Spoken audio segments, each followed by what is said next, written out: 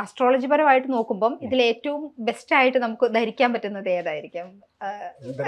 ആ അങ്ങനെയൊന്നുമില്ല. ഇല്ല, ഇത് എല്ലാത്തിനകത്ത് കണ്ടൻസ് സെയിം.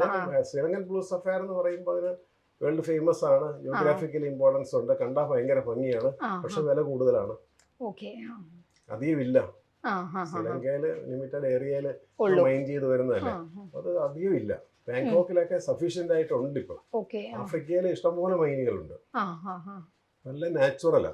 പിന്നെ ഇതിനകത്ത് നമ്മള് ഇതിന്റെ ഒരു ചലഞ്ചസ് എന്ന് പറയുന്നത് ഒരുപാട് ഗ്ലാസ് ഫില്ലിങ്ങും കളർ കയറ്റിയും കല്ലുകൾ വരുന്നുണ്ട്. അത് കണ്ടുപിടിക്കാനാണ് ബുദ്ധിമുട്ട്. അപ്പൊ അത് നമ്മളെങ്ങനെ ലാബിൽ കൊടുത്ത് കൺഫേം ആക്കിയിട്ട് കണ്ടാൽ അറിയാം. എക്സ്പീരിയൻസ് ആണല്ലോ അല്ലേ, നമുക്ക് മനസ്സിലാവും എങ്ങനെയാണ് ഇതിനകത്ത് വല്ല കളറിങ് ഉണ്ടോ എന്നുള്ളതൊക്കെ മനസ്സിലാക്കാനുള്ള ലാബുകളുണ്ട്, ഇഷ്ടംപോലെ ഉണ്ട്.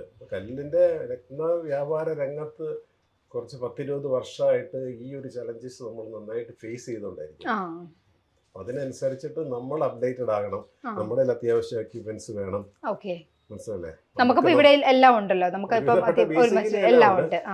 ലാബിലുള്ള തരത്തിലുള്ള വളരെ ഡീറ്റെയിൽഡ് ആയിട്ട് ചെക്ക് ചെയ്യാൻ പറ്റത്തില്ല. ഇപ്പൊ ഒരാള് നമ്മൾ നേരത്തെ കാണിച്ചിട്ടുണ്ട്, സ്റ്റോണുമായിട്ട് ഏത് സ്റ്റോണാന്ന് അപ്പൊ തന്നെ നമുക്ക് പറയാൻ പറ്റും. ഇന്നലെ ഒരു കഴിഞ്ഞ ദിവസം ആലുവയിൽ നിന്ന് വന്ന ഒരാള് റൂബി അല്ല എന്നാ പുള്ളി പറയുന്നത്, അത് റൂബിയാണ്, വില കുറഞ്ഞ ഒരു റൂബിയാണ്, ചുമലക്കല്ലാന്ന് വെച്ചിട്ടിരിക്കുവാണ്. അങ്ങനെയൊക്കെ നമുക്ക് ഐഡന്റിഫൈ ചെയ്യാൻ പറ്റും.